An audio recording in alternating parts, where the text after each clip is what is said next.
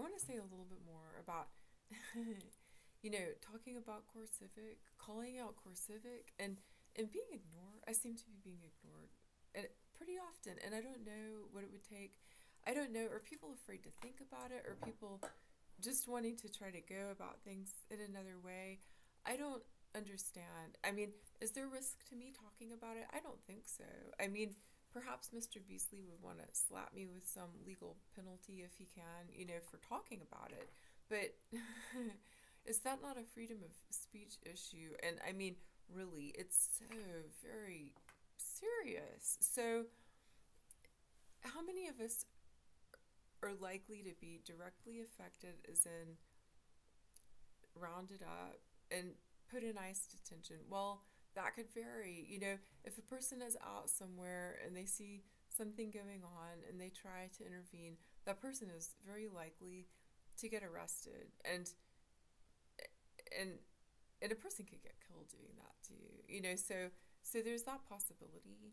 And with regard to everything else, there's so many people at risk. I mean, any immigrant with any kind of and what is an immigrant? I mean, it's really exhausting thinking about these things. But anyone who has immigrated to this country that has any kind of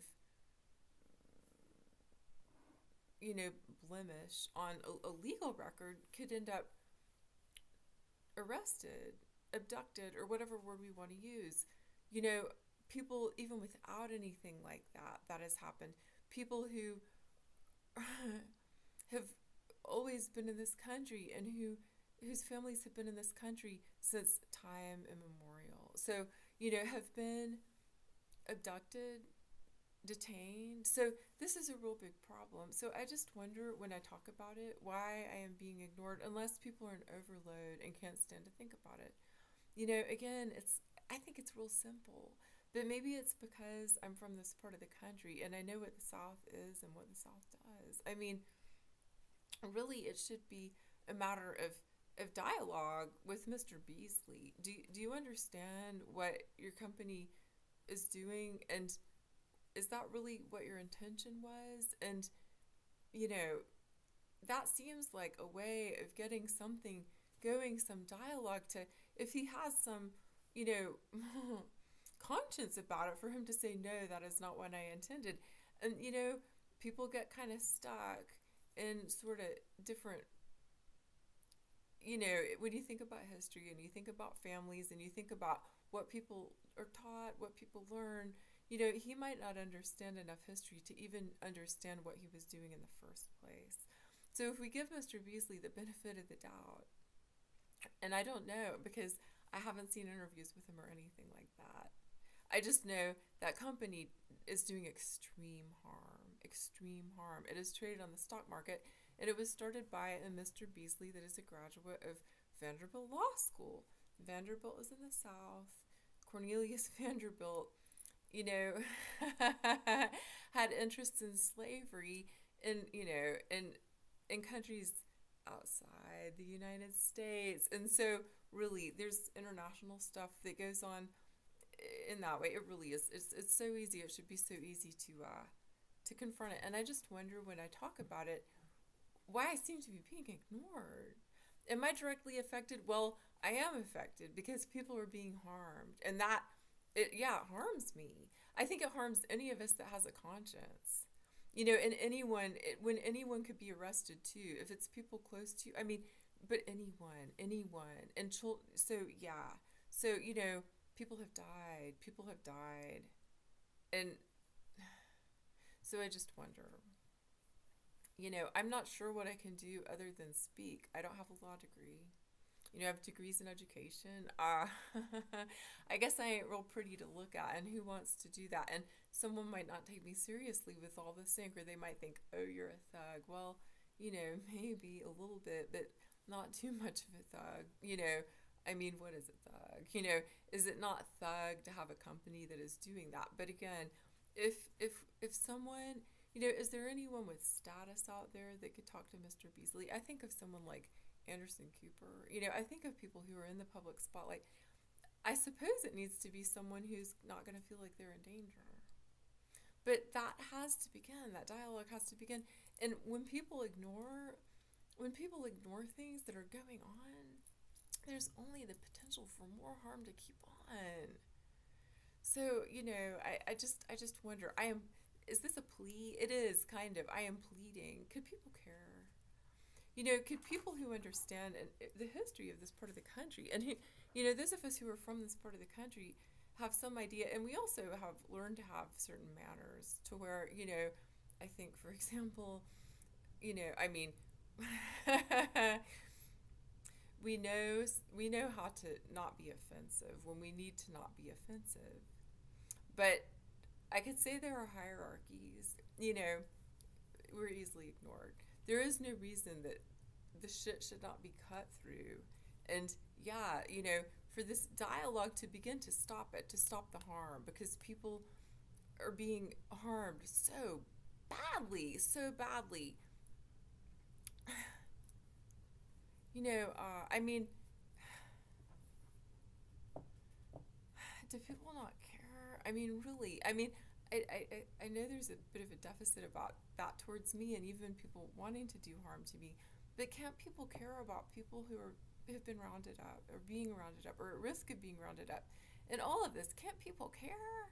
I mean, if people don't, people are participating in the same thing that went on in Holocaust Europe.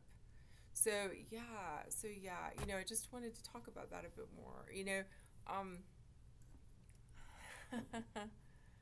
you know, in this part of the country, some of us know we have responsibility. We have responsibility. It can be hard for some of us to survive. I could say that too. But I think that we also know we have social responsibility. We have responsibility to stop harm, to prevent harm, to intervene when there is harm going on. But we also have to stay alive, to try to stay alive.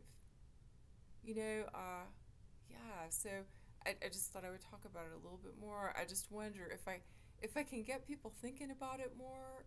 Is it real hard to think about that? About the international scope of the history.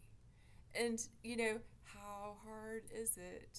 How hard is it? I mean, and this shouldn't be months and months of interviews and stuff like that and deliberating over whether or not this is moral or not moral. And I do not like that word. But, whether or not it's just, unjust, or whatever else, it is injustice. It is money being made on human trafficking. And it has to be stopped. It has to be called out. And it needs to be.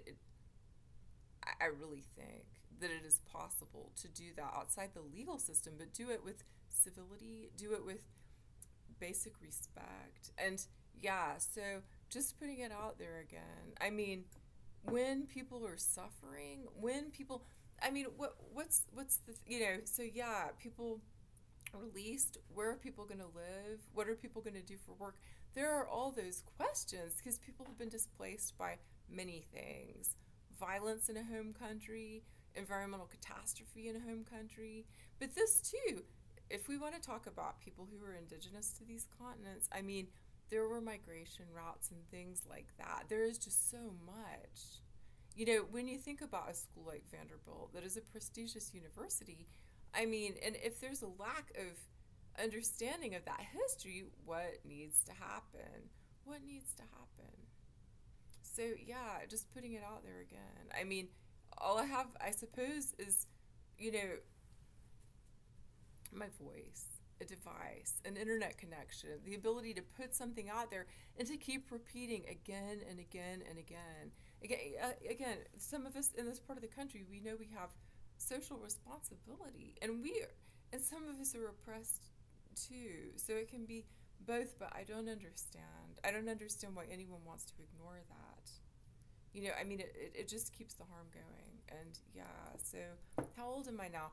57, and I look at myself and I'm like, yeah, I look pretty old. I have aged quite a bit in the past few years, and I think about people who were older when I was younger, and I think, well, now I'm one of those older people. And again, I don't have a degree in law, but I can think. I have a conscience. I can speak. I can try to help teach. And how hard is it? How hard is it to draw attention to that and to put an end to it? I really I mean, if I were to put something about tits or titties or anything else like that in the title of this video, I think there's a good chance people would watch it. Do I want to do that? No. I mean, I'm real tired of that. But, you know, I do hope that I'm not being ignored. And come on, y'all, we are grown ass adults. I know we can do this.